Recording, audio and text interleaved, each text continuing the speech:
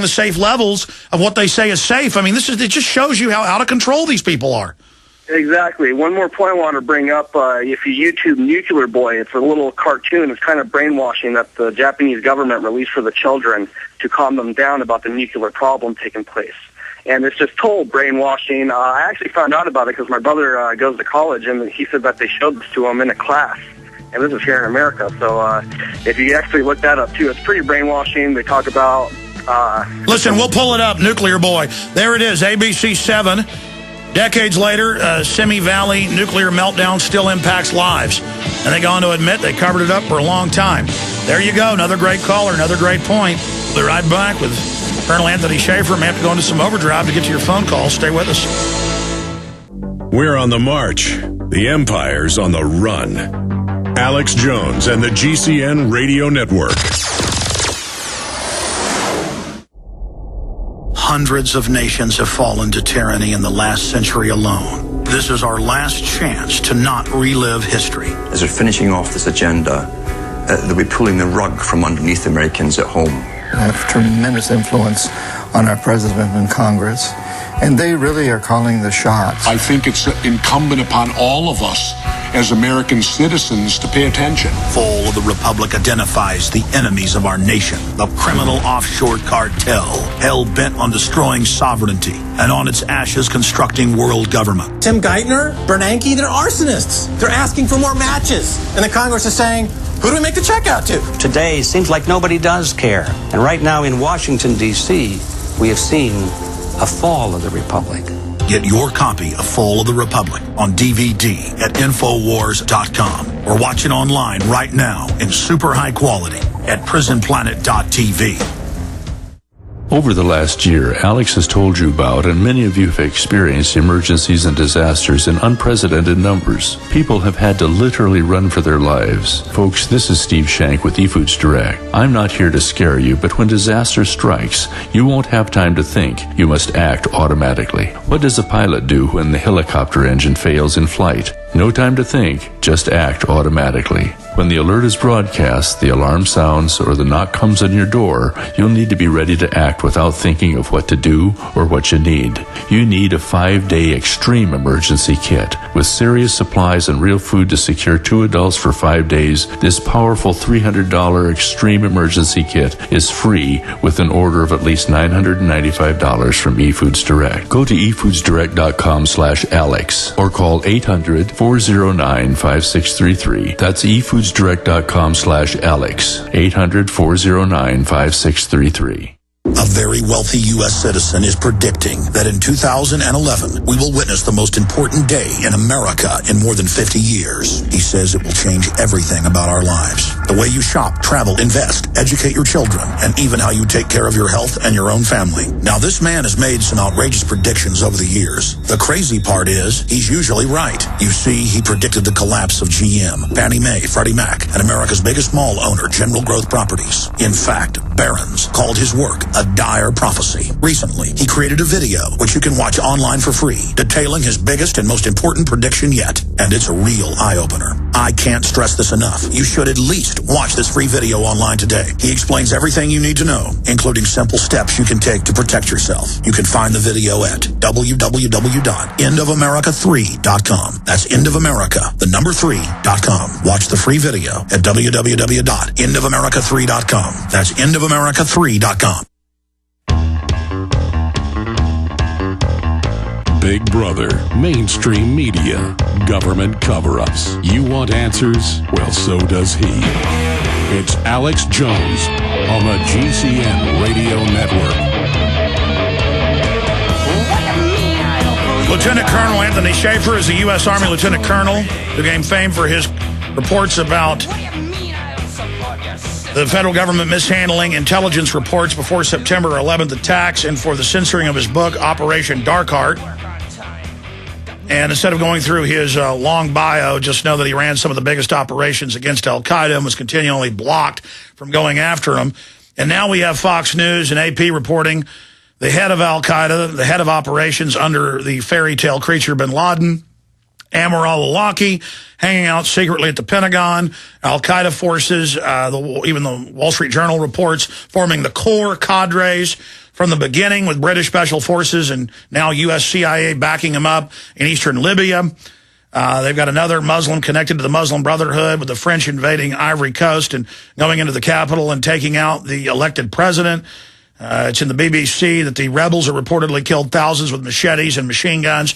So that's your humanitarian action. When we had Lieutenant Colonel Shaffer on a few months ago, he said from being there for years in Afghanistan, his view is we need to get out of there. Our country's going bankrupt.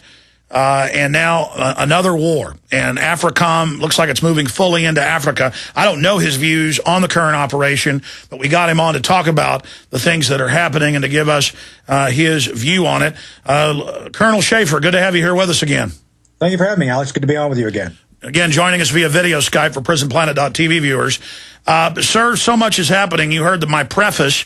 What's your overall view on what's happening in North Africa, what's happening in Ivory Coast, what's happening in Afghanistan? The same tactic of it's always a year more, always a year more? Well, I think the bottom line is we have no clear policy, and therefore if you don't really have a policy, you really kind of meander around. I think AFRICOM, for example, was set up really to be a non-combat command, and I think that's what most people really focused on. Last year, my think tank, Center for Advanced Defense Studies, that I'm the director of communications for, had a Hill conference on AFRICOM, and where the focus really was, and I believe most folks thought it should be, is trying to focus on outreach and helping the countries that are really that are autonomous really find their way. And what we're, I think, finding is that no one wants to leave them alone and let them do their own thing. I think everybody from the West somehow thinks that we know better than them, and therefore we need to jump in and try to help them out. And I know the liberal community does not want us to do military things there. Frankly, I think you'd probably agree with me on this. We don't really have the resources to do military things there, and yet somehow we're doing military things there. So I think that's the part of the difficulty right now, is that without having a clear idea of what we're doing, we have a tendency to draw ourselves in to these military conflicts. And I think what we're seeing in Libya is a prime example. And I don't know, Alex, if you track what I said, from day one, I felt that we were on a path to another Bosnia. Yes. And frankly, we don't need to do that. I mean, this is a tribal issue. This is Libya in particular. That's not a democratic uprising. It's tribe on tribe.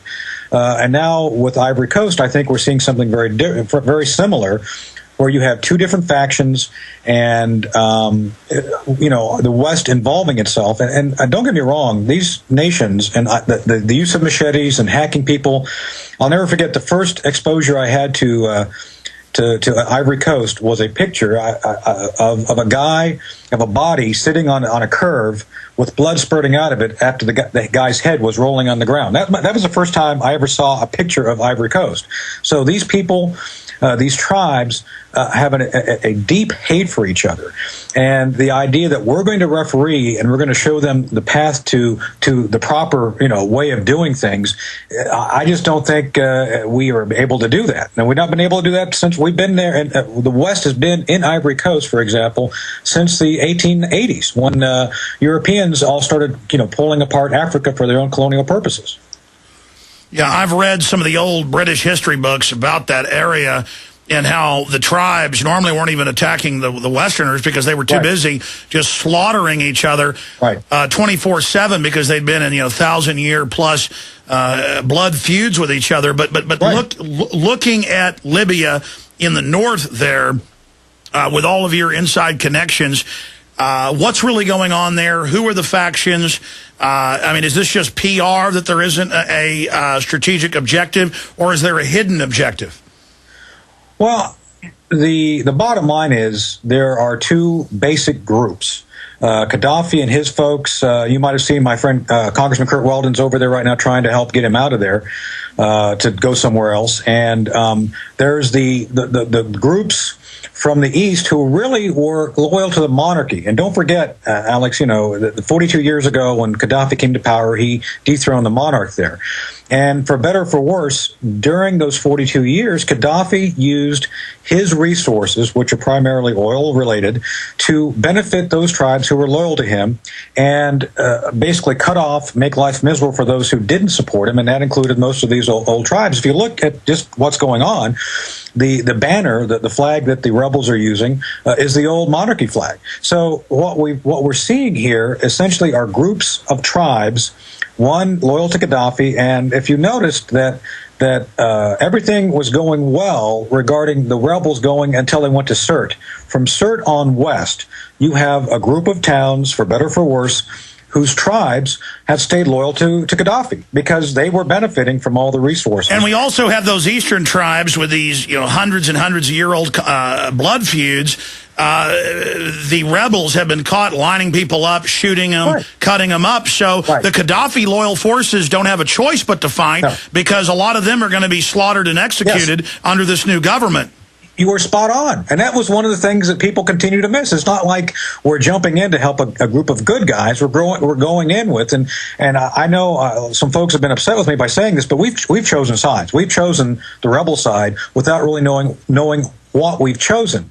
With that said, what's going on there, obviously, is we were blind there, Alex. The brutal truth here is that our intelligence community is so broken, and the State Department was so diverted doing other things, we had no idea what was going on there. But, Colonel, if I knew this from studying things 5, 6, 7 years ago, just, because I'm into studying different regions and geopolitical things, it's hard to believe that the government and the CIA, doesn't understand this and hasn't broken down, all the different tribal angles, and then I read about the main rebel leader admittedly was once held in some type of black site, and it brags that he sent al-Qaeda fighters to kill Americans in Iraq. I mean that's all in the mainstream news.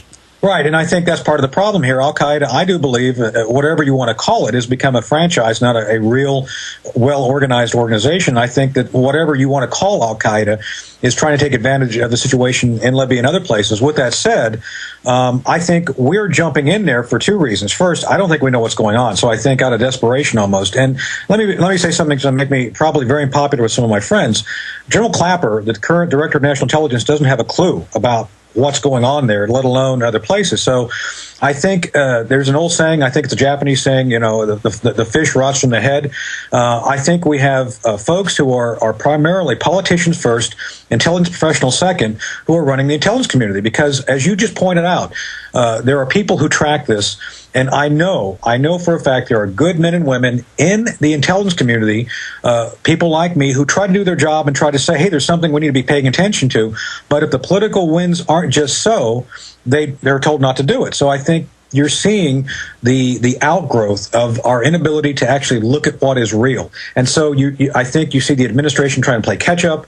I think, unfortunately, the way the State Department's interpreting all this is an opportunity to jump in with these folks.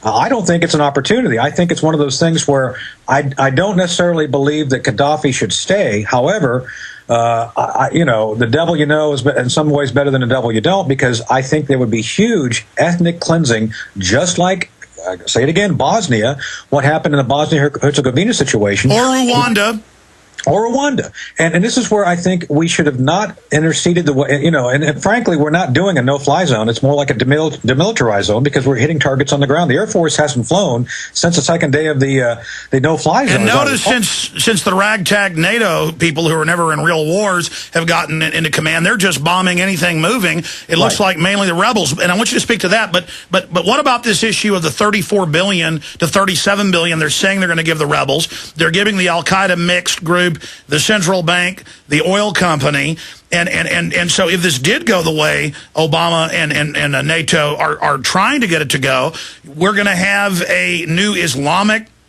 republic there. You've already got the, quote, quasi-new government, even in the New York Times reporting, in Egypt, that is saying they're going to have, just like Iran, the modesty patrols. Right. You're saying the Pentagon, the CIA, and the White House are really that dumb that they don't know they're about to hand Libya over to Muslim extremists? Well, the alternative is that they know what they're doing, and that makes it even worse. I think the bottom line here, and let's talk about Egypt for a real quick second. I feel terribly about how we treated President Mubarak. I mean, he was no saint, but he did a lot of things to settle that area down. Yeah, I understand that was probably a real legitimate democratic reform movement. The only thing that kept that country together was the Egyptian military, which was trained by us for better or for worse. With that said, we've allowed that to kind of